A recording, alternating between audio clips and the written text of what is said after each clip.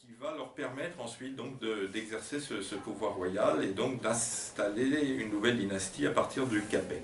Donc Henri Ier, pour revenir au mari d'Anne de Kiev, donc le fils de Robert le Pieux et de Constance d'Arles, il a pour mère, donc Robert le Pieux, personnage qui, malgré son terme de pieux, avait été excommunié pour un mariage non reconnu par l'Église, hein, parce que l'Église à l'époque était extrêmement chatouilleuse sur la consanguinité, et même si on avait un cousinage jusqu'au la 7e génération, au 7e degré, eh bien c'était illicite, donc il y avait eu un maille à partir avec l'Église, et finalement il avait épousé en 3e noces une certaine Constance d'Arles, qui était donc la fille du comte d'Arles, et qui était un personnage extrêmement impérieux, vindicatif, qui même va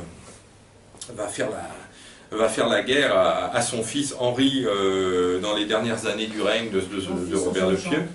Non, son fils. Constance était la fille elle était la mère d'Henri Ier, la femme de Robert le Pieux. Donc elle préférait un autre fils qui était Robert, et donc elle va s'opposer à lui, même par les armes, et donc c'est un personnage particulièrement, je dirais, négatif, en tout cas dans le souvenir d'Henri Ier. Je pense que le souvenir de cette mère qui a été plutôt une mauvaise mère pour lui, fait qu'il va hésiter à se marier, il va mettre très longtemps à se marier. Alors encore une fois, c'est un personnage, Henri Ier, aussi bien qu'Anne de Kiev, sur lequel on a très peu de choses. On ne sait pas bien quelle était la... C'est très difficile de recréer la psychologie de ce personnage. Certains chroniqueurs nous le décrivent comme un personnage effacé, un roitelet, Régulus. On dit qu'il est mollis. Alors mollis, certains le traduisent par mou, mais efféminé aussi. Alors du coup... certains historiens sont engouffrés pour dire est-ce qu'il n'aurait pas eu des goûts, je dirais, homosexuels. Voilà. Alors tout ça, c'est évidemment complètement impossible à savoir. Hein. Ce qu'on peut savoir dans la réalité, c'est qu'il va attendre tout de même 25 ans pour se marier. C'est quand même assez extraordinaire, hein, l'âge de 25 ans. À 26 ans, finalement, il se fiance enfin avec une fille de l'empereur Conrad II de Germanie.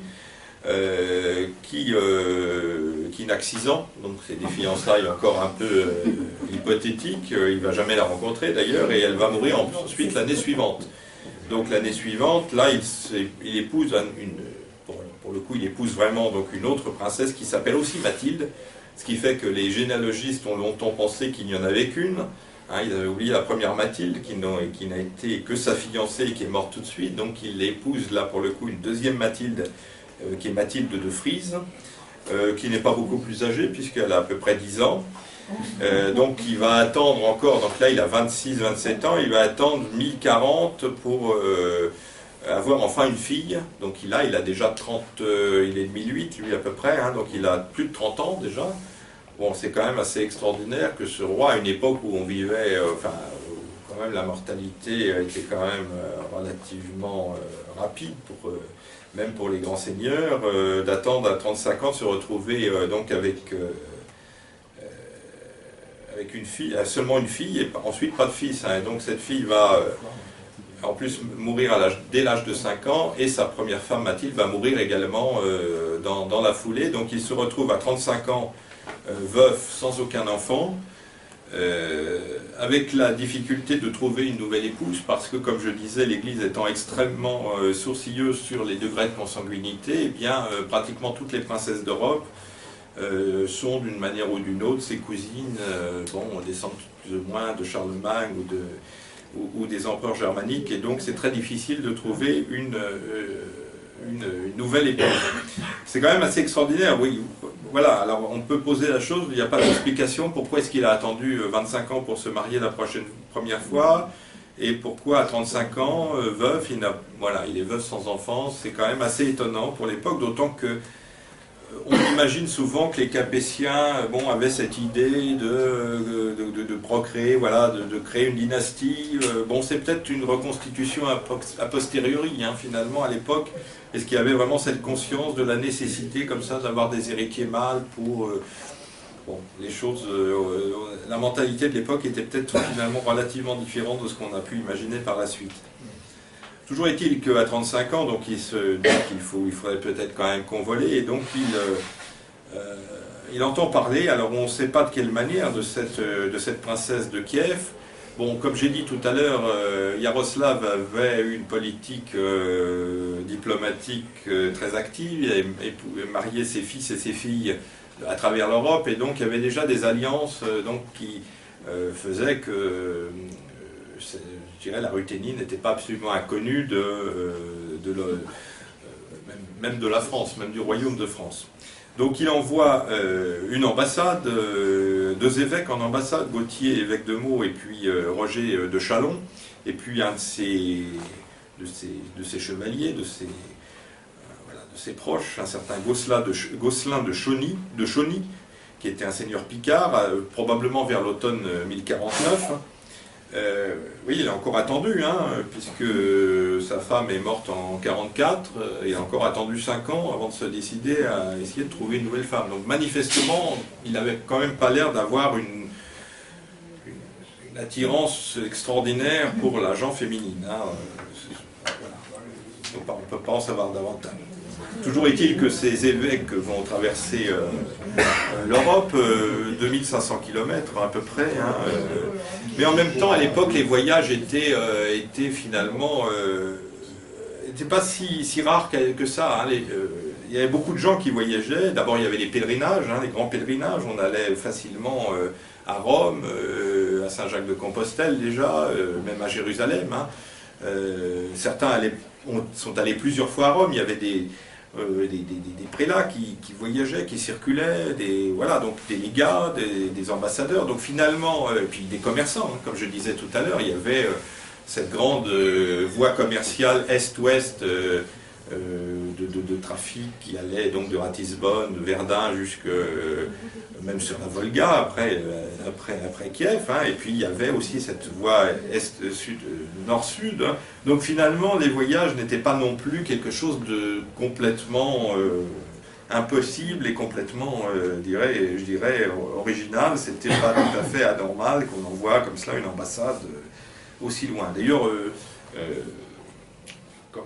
quelques dizaines d'années auparavant, Hugues Capet avait imaginé faire épouser son fils Robert le Pieux, le futur Robert le Pieux, à une princesse byzantine. Donc on avait envoyé aussi des ambassadeurs à Byzance, enfin à Constantinople, et donc bon, c'est des choses qui se faisaient, c'était pas non plus extraordinaire.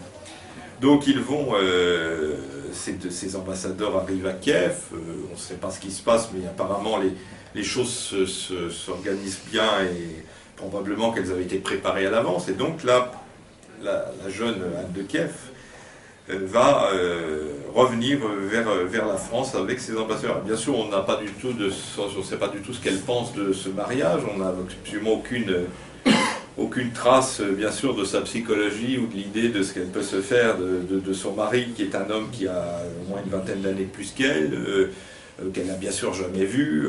Voilà, donc c'est un mariage purement politique sur lequel elle n'a absolument aucune voix au chapitre. Donc on revient à travers l'Europe et les noces vont avoir lieu à Reims à la Pentecôte de 1051. Donc l'aller-retour a duré probablement une année. On mettait, je pense, 2 à 3 mois à peu près pour aller pour faire la distance. Alors il y avait plusieurs voies. Alors je disais, on pouvait traverser l'Europe, ce qui est probablement la voie la plus simple et celle qu'ils ont employée dans les deux sens, mais on pourrait aussi passer par le nord, c'est-à-dire par la Baltique, voilà, et ensuite par l'Allemagne, et puis même débarquer carrément dans le Ponthieu, dans le nord de la France, puisque même les Capétiens avaient un port à cet endroit-là. Donc, ou bien on pouvait imaginer aussi un passage par Constantinople. Mais enfin, Constantinople, c'est très peu probable, parce qu'à l'époque, la Ruthénie est en guerre contre l'Empire byzantin, et donc on peut imaginer qu'il n'y a pas eu de passage, voilà, il n'y a pas eu de voyage par le sud. Non, le plus probable, en plus, la traversée de la Méditerranée, qui était quand même encore un peu un lac musulman à l'époque, était quand même pas absolument évidente. Donc le plus probable est qu'elle ait suivi la voie commerciale donc par la Pologne, Prague, Ratisbonne et Worms, la capitale impériale, et ensuite Verdun et Reims, donc tout naturellement. Donc le mariage a lieu à Reims à la Pentecôte 1051. Alors le pays qu'elle découvre, bon, qu'on peut appeler la France pour simplifier, hein, même si le terme est légèrement anachronique, bon, n'est pas la France actuelle par ses dimensions. Hein, bien sûr, toute la partie est de la France actuelle,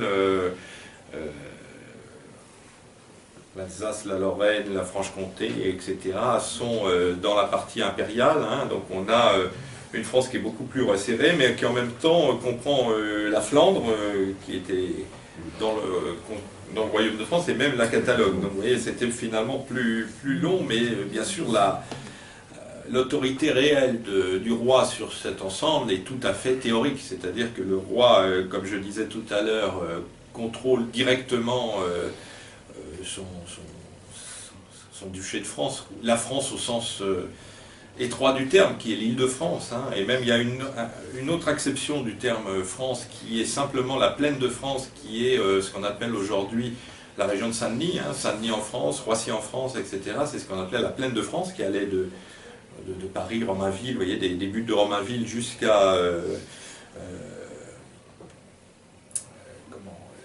jusqu'à Roissy à peu près. Donc, toute cette plaine, c'était la petite France. Hein. Après, il y avait l'île de France, et puis la France au sens général, mais qui à l'époque n'avait pas de réalité véritable, qui est donc l'ensemble du royaume. Sur cet ensemble du royaume, bien sûr, il est partagé en un grand nombre de duchés, de comtés, etc., qui sont quasiment indépendants et qui ne reconnaissent au roi qu'une autorité symbolique.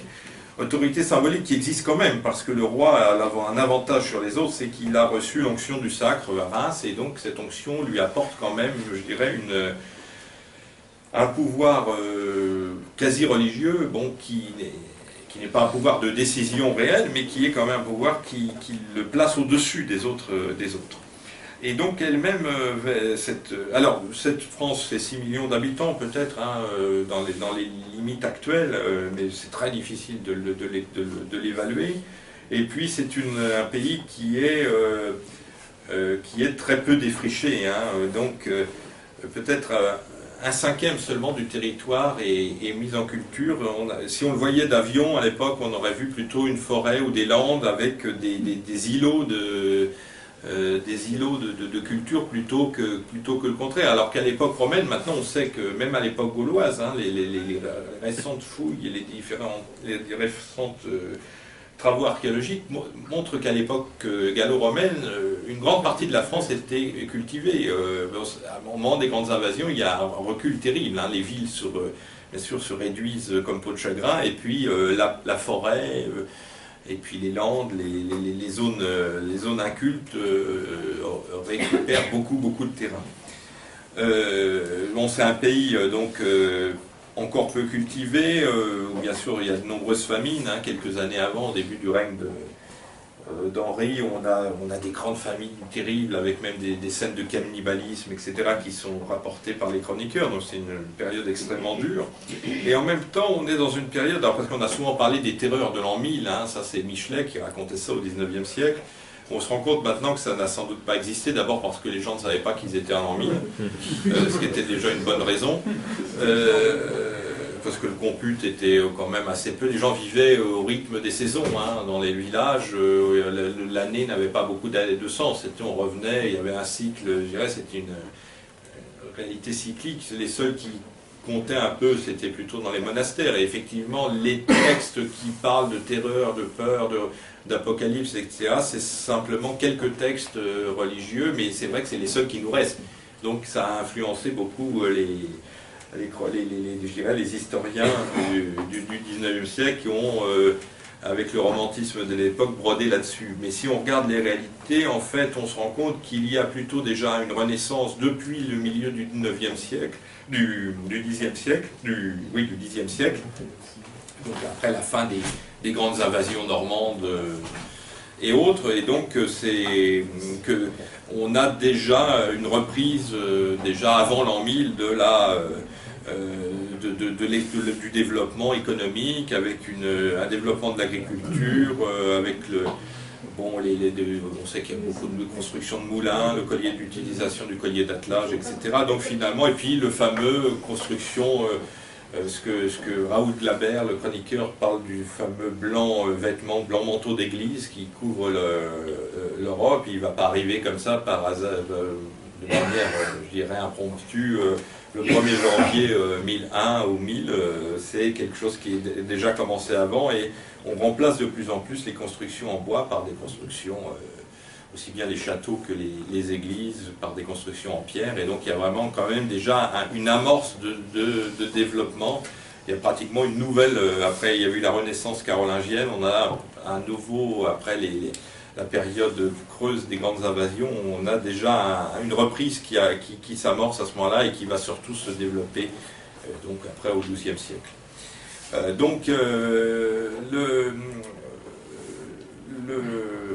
va le temps là, on continue. Ça va. Oui, on peut continuer un peu. 10 minutes. Oui. Oh là là, un quart d'heure. Bon, donc je vais couper un peu, on en dit toujours trop, hein. Et puis vous n'allez pas lire le livre si j'en dis trop. Donc sur le couronnement, parce qu'elle va, et c'est un mariage, mais en même temps elle va elle-même être sacrée, ce qui est important, parce qu'elle va recevoir l'onction du sacre, alors probablement pas avec le baume du Saint-Crème, le fameux baume qui serait descendu du ciel au moment du baptême de Clovis, mais en tout cas elle reçoit une huile sainte, et donc elle va être reine sacrée, ce qui fait qu'elle va ensuite, après la mort de son mari, pouvoir avoir un rôle, continuer à avoir un rôle, je dirais, politique, et un rôle éminent par le fait qu'elle a reçu l'onction du sacre. Alors il y a un élément dont on peut parler, qui est l'évangéliaire slave, l'évangéliaire qu'on appelle le texte du sacre, hein, qui est conservé actuellement à la bibliothèque Carnegie de Reims, qui est un manuscrit très très ancien, et très longtemps on a dit c'est Anne de Kiev qui a apporté ce manuscrit, parce qu'il y a une partie de ce manuscrit qui est du XIe siècle en caractère cyrillique, et la légende disait que c'était le texte sur lequel, l'évangile sur lequel les rois prêtaient serment au moment du sacre, et que c'était Anne de Kiev qui l'avait apporté avec elle. En fait, les spécialistes savent maintenant que effectivement, il y a une partie qui est très ancienne, mais que c'est un document qui a été acheté seulement au XVIe siècle, hein, par le cardinal de Lorraine Charles de Guise en 1554, et donc offert au chapitre de la cathédrale à ce moment-là, donc c'est vraiment beaucoup plus récent. D'ailleurs, une partie qui est en glagolitique du XIVe siècle, hein, donc beaucoup plus récent, et c'est probablement un document en partie d'origine tchèque, hein, plutôt que... En tout cas, c'est pas Anne de Kiev qui a apporté ce document, c'est encore une légende pieuse qu'il faut détruire. Il n'en reste plus beaucoup à croire autour de cette pauvre princesse. Donc elle va être mariée donc, en 1051, et elle va donc régner aux côtés d'Henri Ier pendant une petite dizaine d'années, puisqu'il meurt en 1060.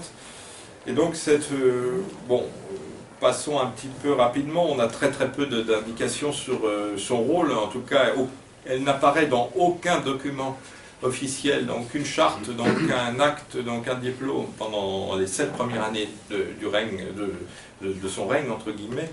Donc apparemment son mari la tient en tout cas à l'écart, en tout cas pour ce qu'on garde, parce que bien sûr les chartes qu'on garde ne sont pas l'ensemble des chartes qui existaient à l'époque, hein. C'est vraiment, comme je dis, on n'a plus que l'écume des archives, hein. Tout le reste a sombré de manière absolument irrémédiable. En tout cas, elle n'apparaît dans aucune archive pendant les 7 premières années du règne.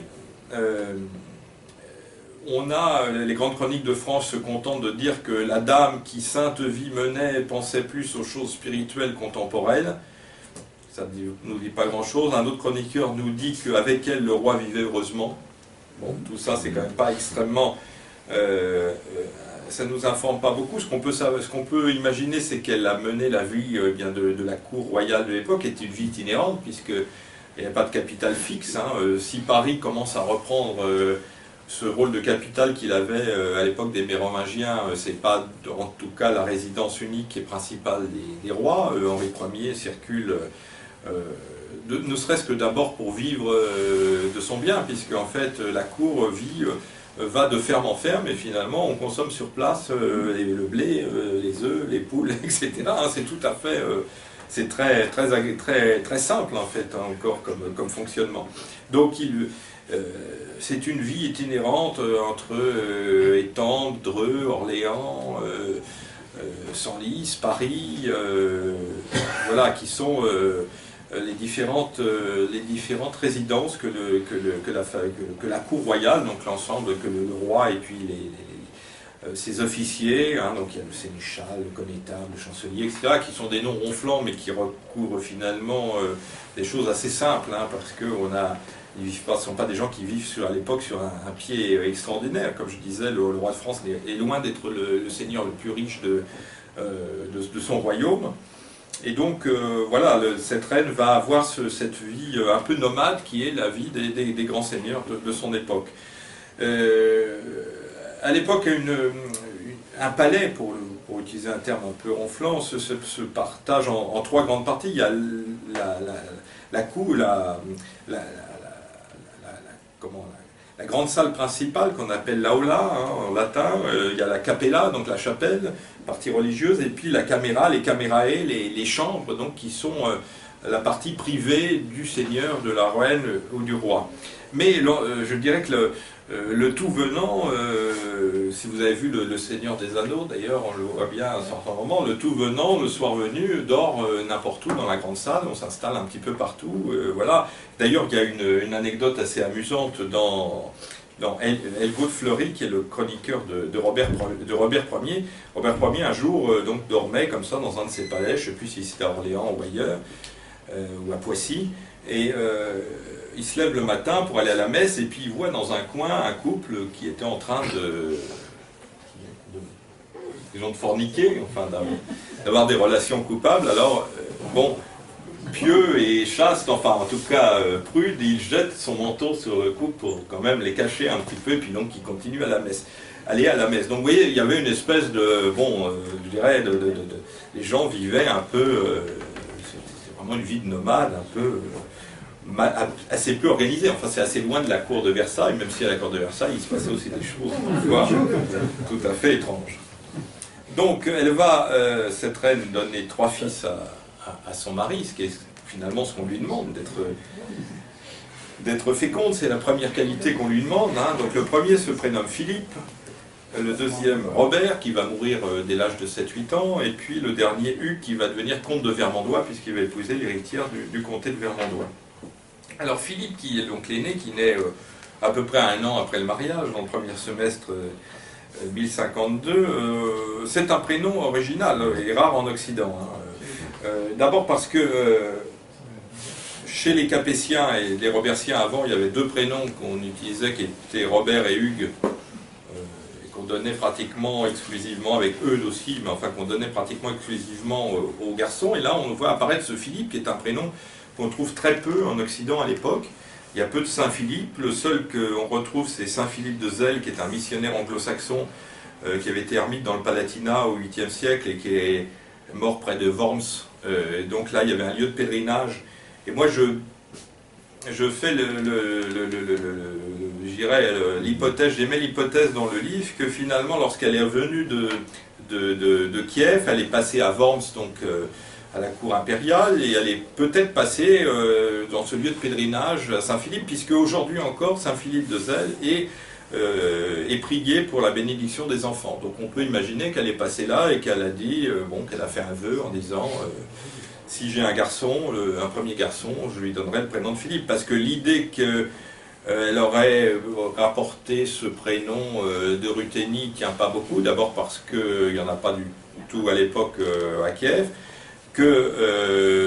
à Byzance, parce qu'elle avait, comme je disais tout à l'heure, que j'expliquais tout à l'heure, son grand-père Saint Vladimir avait épousé en dernière noces Anne Porphyrogénète, donc une princesse byzantine, dont la famille, qui était la dynastie macédonienne, en fait, qui est une famille arménienne d'assez basse extraction, mais qui prétendait descendre des souverains de Macédoine. Donc on peut imaginer que ce serait par là bon, que le prénom de Philippe serait arrivé, mais tout ça, c'est peu... en tout cas, il n'y a pas de Philippe dans la dynastie ourikide, donc tout ça n'est pas très réel. En plus, elle ne descend pas d'Anne Porphyrogénète. Hein. Certains généalogistes se sont trompés en pensant elle descend bien de Vladimir, mais de Ronieda, qui était une des autres femmes précédentes de Vladimir. Donc elle n'était pas d'ascendance elle-même byzantine. Donc bon, pourquoi Philippe on ne sait pas. Alors Saint Philippe, il y a aussi Saint Philippe, un des 12 apôtres, qui, selon une certaine tradition, aurait été un des évangélisateurs des Scythes, donc les ancêtres ceux qui étaient à la place des Ruthènes avant, voilà, dans la région. Bon, tout ça, ou alors encore Philippe l'Arabe, qui était un empereur romain qui vivait au moment du millénaire de Rome, au IIIe siècle, qui est le premier à avoir été chrétien. Enfin bon, tout ça est très, je dirais, très nébuleux. En tout cas, l'idée qu'elle aurait voulu perpétuer le souvenir de Philippe de Macédoine me paraît assez peu probant. Elle aurait eu aussi une fille, hein, dont on parle peu, dont on ne connaît pas tellement la trace, qui se serait prénommée Emma ou Édigne. Alors parce que il y a une tradition à côté, en Bavière, dans un petit village qui s'appelle Pusch, en Bavière, ou Pour, je ne sais pas comment ça se prononce, où il y a une sainte Édigne qui a vécu comme une ermite pendant 35 ans, à peu près à cette époque, dans le tronc d'un tilleul. Et cette sainte Édigne, donc, selon la tradition, aurait été la fille d'un roi de France qui serait venu là, qui se serait réfugié là. Alors cette tradition n'est pas vraiment très assurée. En tout cas, elle a donné lieu là-bas à un certain nombre de festivités, puisqu'en 2009, pour le 9e centenaire de la mort de Sainte Édigne, Piotr Yushchenko, qui était donc le frère du président ukrainien de l'époque, est venu donc avec le consul ukrainien pour célébrer la fête de cette sainte. Donc il y a actuellement une tradition ukrainienne qui considère qu'Édigne serait d'origine, serait la fille d'Anne de Kiev. Bon, là ça reste encore un peu problématique. Donc il meurt en 1060, notre Henri Ier, et donc ensuite Anne de Kiev va, bon, je vais peut-être un petit peu m'arrêter là parce que on pourra continuer ensuite à en parler. Elle va avoir un rôle un petit peu plus, enfin elle va apparaître un peu plus dans les archives parce que d'abord elle va être en quelque sorte co-régente de son fils Philippe, avec l'oncle de Philippe qui est Baudouin V de Flandre. Elle va avoir un rôle... alors le mot de régente n'existe pas à l'époque, mais disons qu'elle va être chargée apparemment de l'éducation et de la protection de ce fils jusqu'à sa majorité.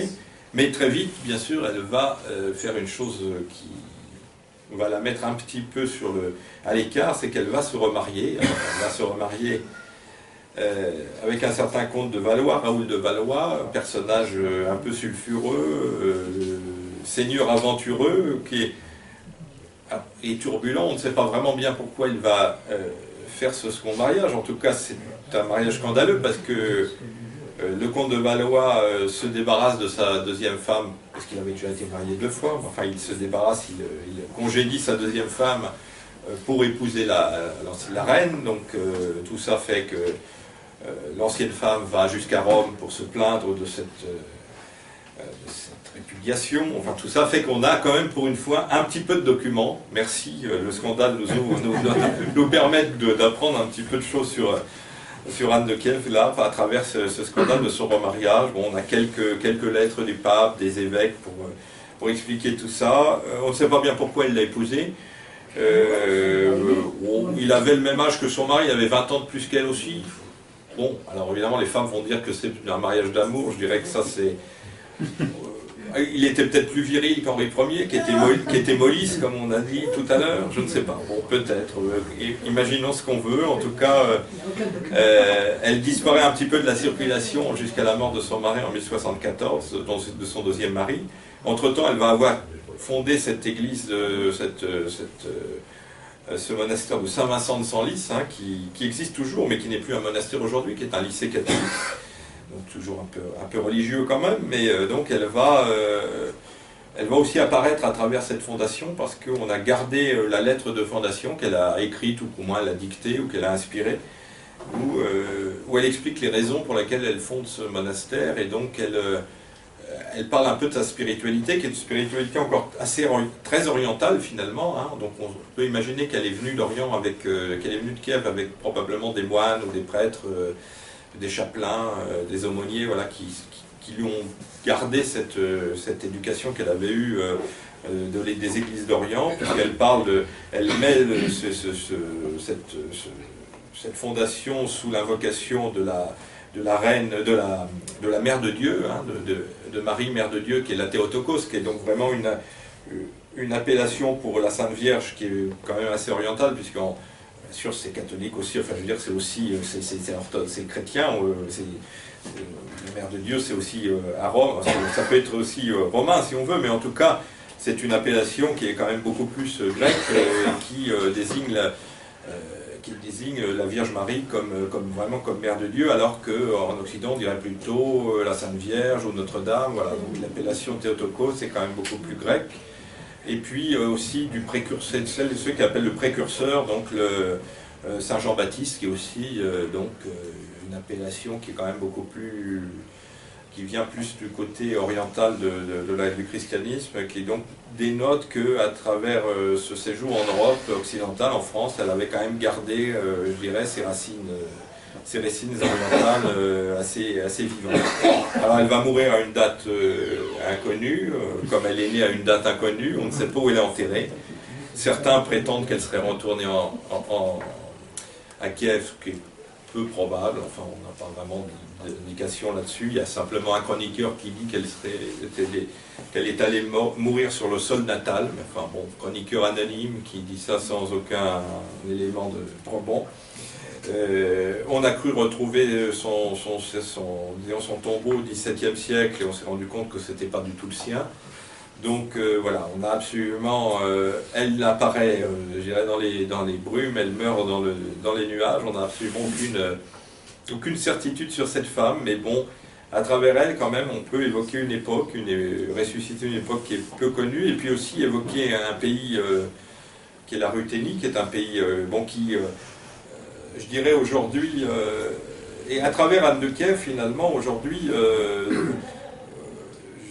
à l'époque où finalement l'Ukraine, la Russie se déchirent, finalement, c'est un personnage qui pourrait être plutôt un personnage fédérateur, puisque elle est à l'origine elle est à une époque, je dirais, elle représente un petit peu une époque où tous ces pays, où ces différents pays tirent leur propre origine. Donc finalement, elle pourrait être un élément, je dirais, d'union plus que de désunion, puisqu'elle est à la fois l'ancêtre d'une certaine manière des Russes, des Biélorusses et des Ukrainiens.